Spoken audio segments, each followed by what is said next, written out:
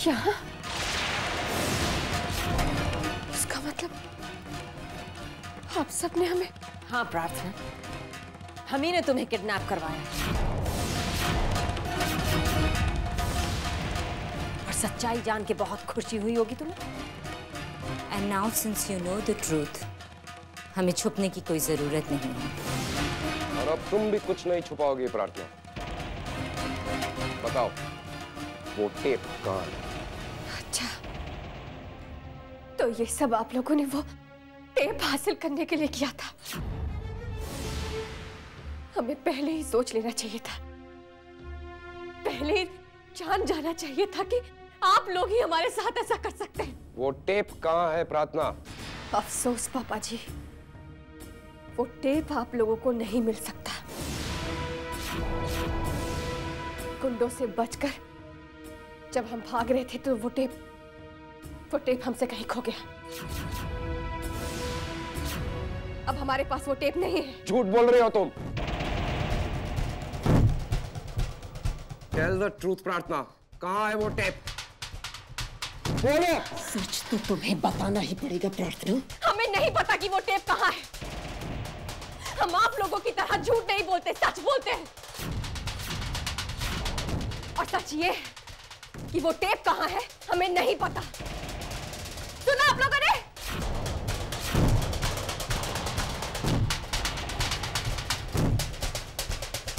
Don't play with fire, प्रार्थना। सच बता दो वरना तो... वरना क्या? क्या मम्मी जी, क्या कर लेंगी आप? अब बाकी बचा ही क्या है करने के लिए? पैसे की हवस में बची खुची इंसानियत भी मिटा डाली आप लोगों ने। उस जमीन की लालच में अपने ही बेटे को मोहरा बनाकर इस्तेमाल किया है आप लोगों ने। अपनी असलियत छुपाने के लिए अपनी बहू को किडनैप करवा दिया। पैसा कमाने का कौन सा नया कानून बना रहे हैं आप लोग हम पर अत्याचार करके? Just shut up, प्रार्थना। Shut your mouth. Come on, inject her. अभी सारा सच उगल देगी। देखो, हाथ मत लगाना हमें। छोड़ो हमें। देखो, छोड़ो हमें।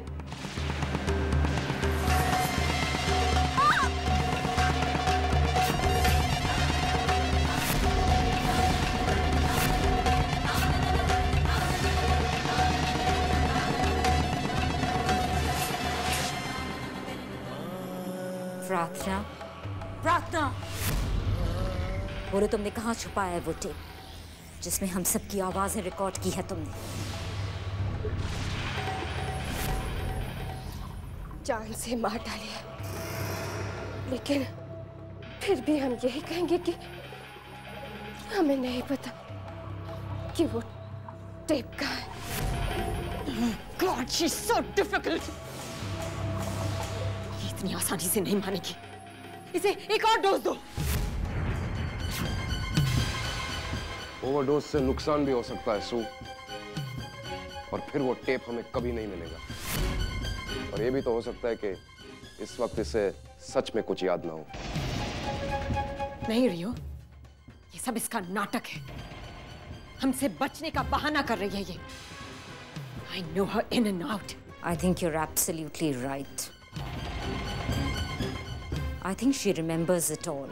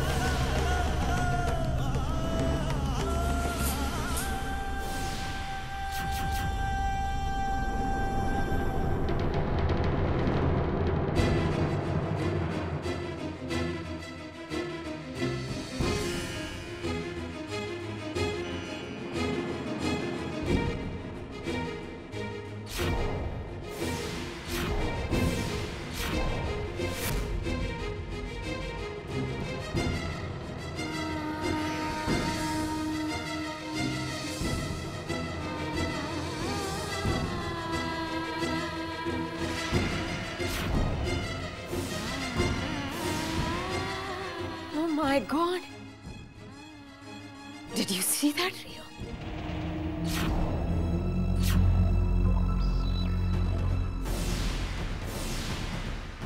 It is so disgusting. खुद को देखो प्रार्थना. Look at yourself. बस इसी लायक हो तुम. जमीन पे गिरे हुए खाने को खा रही हो तुम. यही तुम्हारी औकात है. अच्छा हुआ तुमने अपने आप को पहचान लिया. अपनी औकात जान गई तुम कि जमीन पे फेंके हुए टुकड़ों को खाने लग गई हो.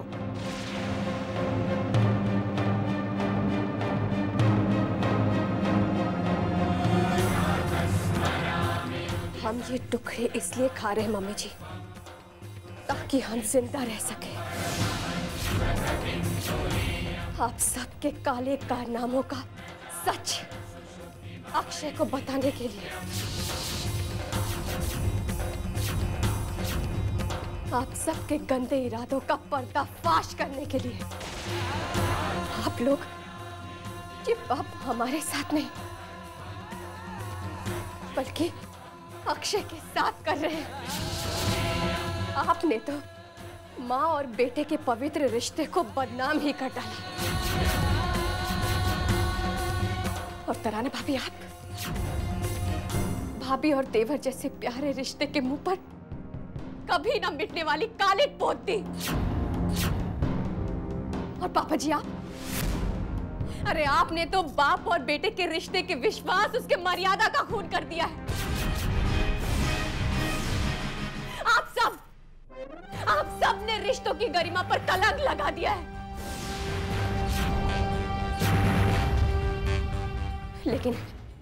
लेकिन आप सबको इसकी कीमत चुकानी ही पड़ेगी. आपके एक एक पाप का हिसाब देने के लिए मजबूर कर देंगे हम. आज हम ये वादा करते हैं कि आप सबकी असली सूरत पूरे दुनिया के सामने लाएंगे हम. और हम जिंदा इसलिए रहेंगे ताकि आप सबको अपने किए की सजा भुगतनी पड़े. और आप सबको सजा दिलाएगी ये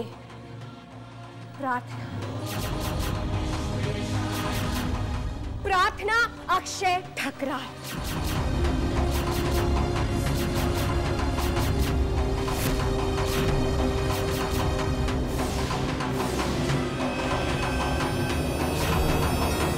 बोल दिया जितना बोलना था. या अभी भी कुछ बाकी है? अगर बाकी है तो वो भी कह दो, ताकि तुम्हारी आखिरी इच्छा अधूरी ना रह जाए. तुम्हारी खामोशी बोल रही है कि तुम्हें और कुछ नहीं कहना है प्रार्थना. तो अब तक मेरी खामोशी में जो छुपा है उसे सुनो.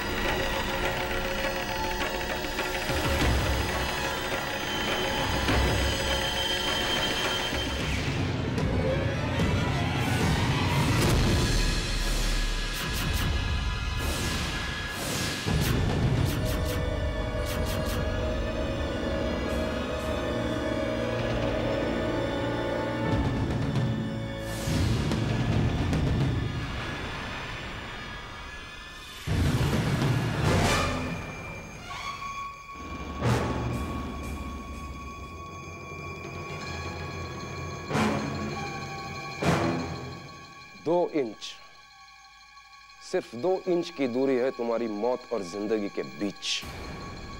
और अब तुम्हारे पास सिर्फ 2 रास्ते हैं प्रार्थना। या तो सोचो और मुझे बताओ कि वो टेप कहाँ है, या फिर अपने भगवान से दुआ मांगो कि आज शाम तक तुम्हें याद आ जाए कि वो टेप कहाँ है। क्योंकि आज शाम तक सूरज डूबने से पहले अगर वो टेप मुझे नहीं मिला तो तुम्हारी जिंदगी का सूरज फिर कभी नहीं निकलेगा प्रार्थना। क्योंकि आज शाम के बाद ये 2 इंच की दूरी मिट जाएगी और तुम्हारे माथे के बिल्कुल बीच।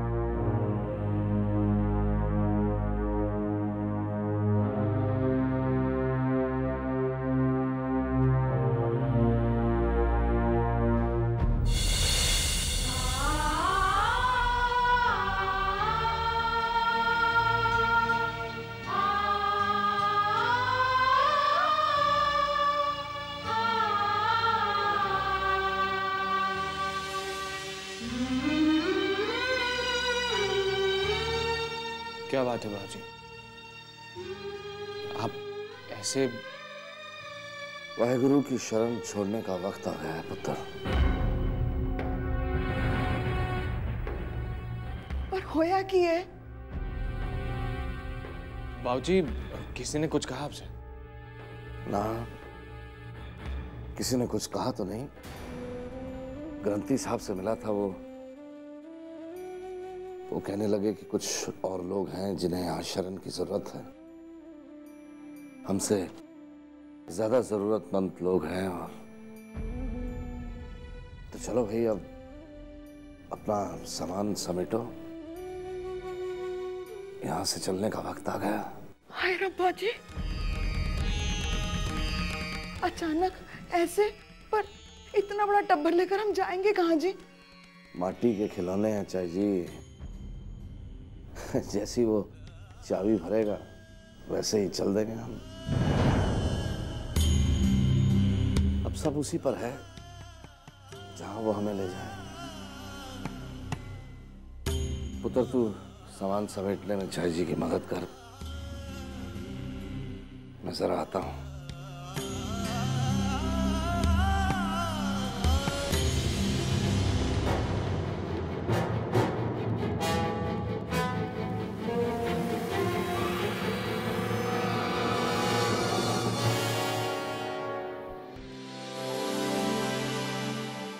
हेलो, कमिश्नर अंकल मैं अक्षय बोल रहा हूँ। एक्चुअली मुझे प्रार्थना के बारे में पता करना था। उसकी कोई न्यूज़ मिली? व्हाट? आपको डैड ने फोन नहीं किया क्या? आपकी 2 महीने से डैड से कोई बात नहीं हुई? नहीं कुछ नहीं uncle. Ji uncle, bye.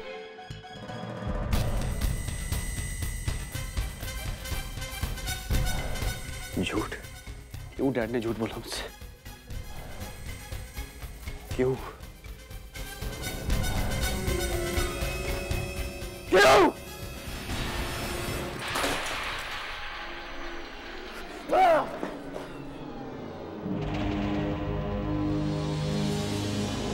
Akshay, what's wrong with you?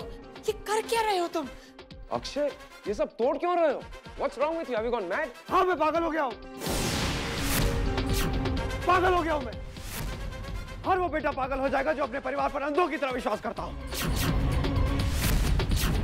लेकिन एक दिन अचानक उसे ये पता चल जाए कि उसके परिवार ने सिर्फ उससे झूठ बोला है, तो वो तो ऐसे ही रिएक्ट करेगा ना।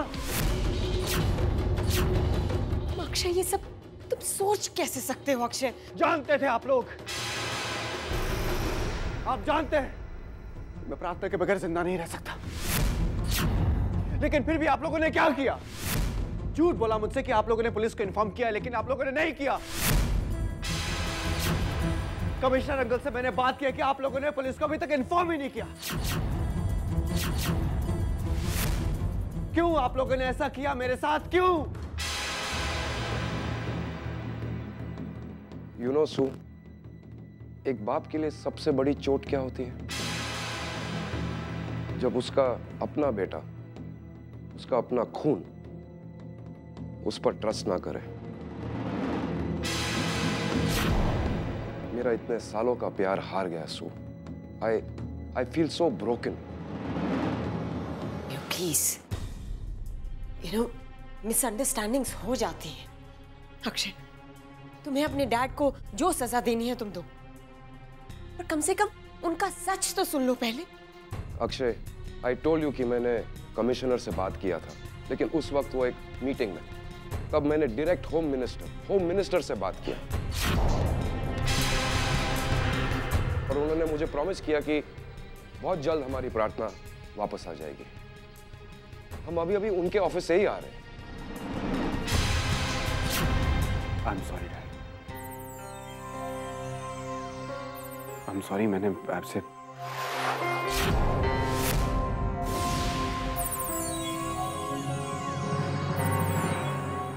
Dad, I'm sorry, Dad.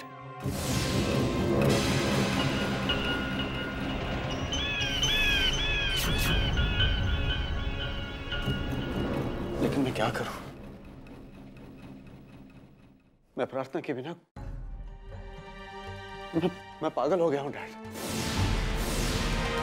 लेकिन नहीं, मैं प्रार्थना को ढूंढूंगा। अक्षय, इतने बड़े शहर में कहां ढूंढोगे प्रार्थना को? तराना, जब प्रार्थना ने मुझे फोन किया था, उसने कहा था मुंबई पुणे हाईवे पे ब्लू पर्ल होटल वाले एरिया में है। इसका मतलब वो वहीं कहीं है। मैंने उसकी आवाज भी सुनी थी तराना। मैं उस एरिया का कोना कोना छान मारूंगा, लेकिन उसे ढूंढे बगैर चैन की सांस नहीं लूंगा। अब मैं प्रार्थना को ढूंढे बगैर वापस नहीं लौटूंगा। मैं ढूंढूंगा अपनी प्रार्थना को, मैं ढूंढूंगा उसे।